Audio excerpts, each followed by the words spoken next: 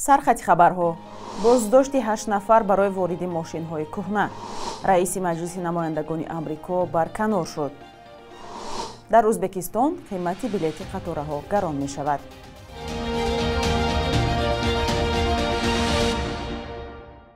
سلام بینندگان عزیز، شما نوید بامدادی را تماشا دارید که از دوشنبه تقدیمتان می شود. امروز 5 اکتبر است. مقامات کارهای داخلی ولایت سوخت 8 ساکن این ولایت را برای با راه ساختکاری وارد کردن ماشین‌های ساختی تا سال 2005 بازداشت کردند. در این باره ریاست کمیته دولتی امنیتی ملی تاجیکستان در ولایت سوخت در گزارش تلویزیونی مسیر خلابان خبر داده است. در این گزارش گفته می شود که با راه ساختکاری رقم‌های ایدنتیفیکاسیونی یعنی وین کد نقلیات ساختی تا سال 2005 را به سال 2006 تا 2009 عوض کرده به کشور وارد می‌کردند. تنها از 4 نفر گمانبران نام برده شده است که آنها محکم عاقلов، عزیز عبدالشکورов، منصورجان محیدینов و محمودی دلیر می باشند. نظر بازداشت شده ها و پیوندان آنها به این اتهام دسترس نیست. نسبت این نفران بر اساس ماده 340 پرونده جنایی باز شده است. این بند قانون از 365 تا 912 نشان دهنده برای حساب ها جریمه و یا از 2 تا 5 سال زندان را پیش بینی می کند. در سال 2018 حکومت تاجیکستان ورود ماشین های تولیدشان تا سال 2005 را منع و سبب آن را حفظ محیط زیست گفته بود. وکیلان مجلس نمایندگان آمریکا 3 اکتبر در یک رایگیری تاریخی کوین مکارتی را از رهبری مجلس برکنار کردند. با نوشته خبرگزاری رویترز در تاریخ آمریکا باری اول است که رهبری این شاخه قانونگذار با رای وکیلان برکنار می شود. با نوشته رویترز 212 وکیل با طرفداری و از برکناری کوین مکارتی رای دادند و 210 نماینده دیگر علیه این اقدام برآمد کردند. کوین مکارتی از حزب جمهوری خواه است که حالا اکثریت کرسی‌های مجلس نمایندگان در اختیار این حزب است. شورش علیه کوین مکارتی با رهبری مت گتس وکیل جمهوری خواه از ایالات فلوریدا انجام شد.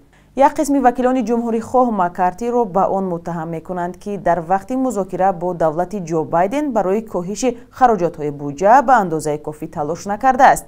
مجلس نمایندگان آمریکا 1 اکتبر برای از کار نماندن دولت بودجت موقت را به مهلت 45 روز تصدیق کرده بود. گروه جمهوری خواهان می‌خواهند خراجات داخلی و همچنین پشتیبانی آمریکا از اوکراین در جنگ دوامدارش با روسیه کم کرده شود. مهاجران کاری در روسیه باید وزارت کارهای داخلی این کشور را درباره آغاز کار پیشکی آگاه کنند. در این باره در فرمانی که در پورتال رسمی اطلاعاتی حقوقی نشر شده است خبر داده شد. در فرمان آمده است که مهاجران کاری باید حجت دخلدار دستی و یا در کامپیوتر به زبان روسی پر کنند. بعداً آن را باید به مقامات وزارت کارهای داخلی روسیه پیشنهاد نمایند. علاوه بر این باید نسخه شرطنامه مهنتی یا شرطنامه را ضمیمه کنند یا در آگاهینامه می توانند درباره شرطنامه اید به اجازه کار اگر آن شفاهی بسته باشد معلومات داده شود. مجموع حجت‌ها را باید به ریاست حدودی وزارت کارهای داخلی شخصا توسط پشته یا در شکل الکترونی توسط پورتال خدمت‌رسانی‌های دولتی ارسال کرد. این فرمان از ماه ینور سال 2024 اعتبار پیدا می‌کند. خبرنگاران بخش خرغزی رادیو آزادی در یک تحقیقات معلوم کردند که رهبری شرکتی که ساختمان قصر پرزیدنت و دیوان وزیران این کشور را به دوش گرفته است با مأموریت پرزیدنت نزدیکی دارد. جزئیات دیگر این تحقیقات را در گزارش از همکارمان زرنگیزی نوروز شام می‌بینیم. ساختمان بینایی نوی حکومت و دستگاه پرزیدنت قرقیزستان با سرعت ادامه دارد. مساحت بنا تقریباً 30,000 متر مربع خواهد بود، ولی مسئولان خرج عمومی لایحه و اجرا کننده آن را افشا نمی‌کنند. با سبب‌های نامعلوم این معلومات مخفی اعلان شده است. درباره ساختمان پرزیدنت قرقیزستان اظهار نظر کرده بود. در بینای معمولی که در جای مهمانخانه پیشین استقلال ساخته می شود یگان تنگه از بودجه خرج نمی شود. ما فقط 16 هکتار زمین را که در اختیار دستگاه پرزیدنت بود جدا کردیم. به این هم دوام 3 سال زمین های دولتی دزدیده می شدند. این 16 هکتار زمین هم یک روز شخصی کرده می شد. برای همین ما تصمیم گرفتیم که زمین به نفع دولت استفاده شود. دیرتر معلوم شد به شرکت بیناکاری که مسئولیت ساختمان انشاءات استراتژی را بر دوش دارد 1.5 برابر زمینی بیشتر داده شده است. یعنی نه 16 بلکه 26 هکتار زمین را صاحب شدند. تحقیقات معلوم کرد که این قطعه ها بیش از 77 میلیون دلار ارزش دارند. дар қитъае ки шумо дар назар доред 10 метри мураббаъ аз 25 то 35 ҳазор доллар аст. дар ин ҷо замин хеле гарон арзиш аст ва ҳар сол нархи он боло меравад. ширкати иншоот стройбилдинг соли 2020 сохта шуда дар давоми 3 сол 9 маротиба ном ва муассису раҳбаронашро иваз кардааст. хабарнигорон маълум карданд ки 3 раҳбари ширкат бо Қанибек Туманбоев, раиси дастгоҳи президенти Қирғизистон, робитаи зич доранд. таҳқиқот маълум кардааст ки яке аз раҳбарони дигари ширкати сохтмоние ки қасри президентро месозад, шиноси деринаи раиси дастгоҳ аст. дар гузашта онҳо чанд тиҷорати муштарак ҳам доштаанд. моҳи июли соли 2022 ширкати экспресс-стройкг номашро ба иншоот стройбилдинг иваз кард ва дар санадҳо муассисаш Акбаралӣ Абдураззоқов ном бурда шудааст. хабарнигорони Озодӣ маълум карданд ки ӯ шахси бовариноки Қанибек Туманбоев, раиси дастгоҳи президент аст.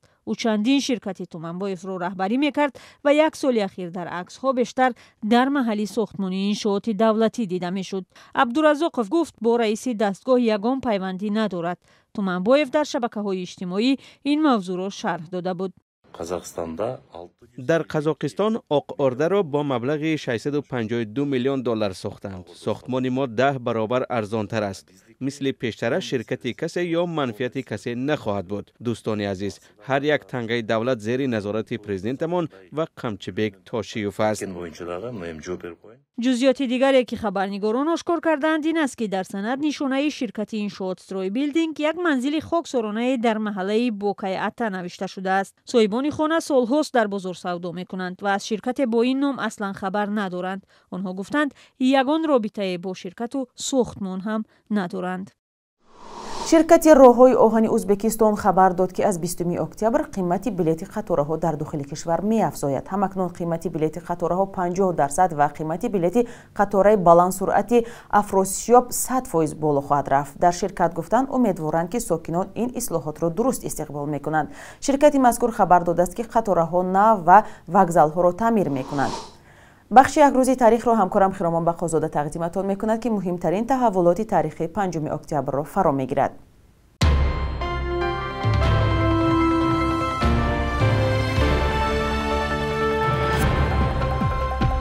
5 октябри соли 2012 дар ҷараёни сафари президенти Русия Владимир Путин ба Тоҷикистон созишномаи ҳузури пойгоҳи низомии ин кишвар дар муддати 49 сол имзо шуд. 7000 сарбози рус дар хоки Тоҷикистонро амалан чун рамзи ҳузури давлати Русия дар ин кишвар арзёбӣ мекунанд. Русия гуфтааст дар сурати таҳдид ба амнияти Тоҷикистон ва дар чаҳорчӯби ҳамкориҳои шарикии стратегиву созмони паймони амнияти дастаҷамъӣ пойгоҳи 201 ба кӯмак мешитобад. 5 октябр дар Тоҷикистон аз соли 2009 ҳамчун рӯзи забон таҷлил мешавад. дар ин рӯз парлумони Тоҷикистон тарҳи нави қонуни забонро тасвиб кард ва рӯзи иди забонро ки ба муносибати ба забони тоҷикӣ додани мақоми давлатӣ дар таърихи 22 июли соли 1989 дар ҳамон сана таҷлил мекарданд ба 5 октябр кӯчонданд. дар Тоҷикистон дар 30 соли истиқлолият борҳо талоши ислоҳи забон ва қоидаҳои имло барпо шуда мақомот ва кумитаи забон барои эҷоди сардаргумӣ дар меъёрҳои ягонаи сарфу наҳв интиқод мешаванд. 5 октябри соли 1952 президенти Тоҷикистон Эмомалӣ Раҳмон таваллуд шудааст. ӯ аз соли 1994 5 дафъа дар интихоботи президентӣ баранда эълон шуд. ӯро дар ин давра барои эҷоди суботу оромӣ ва якандоза беҳбуд бахшидани вазъи иҷтимоиву иқтисодӣ ситоиш ва барои эҷоди ҳукумати худкомаи оилавӣ интиқод мекунанд. хурби рубли русӣ нисбат ба дирӯз 40 дирам поин рафт. 1000 рубл ба 110 сомонию 10 дирам баробар шудааст. бар асоси хурби таъин кардаи Бонки Миллии Тоҷикистон имрӯз 100 доллари амрикоӣ баробар ба 1096 сомонӣ ва 100 евро ба 1152 сомонӣ иваз мешавад.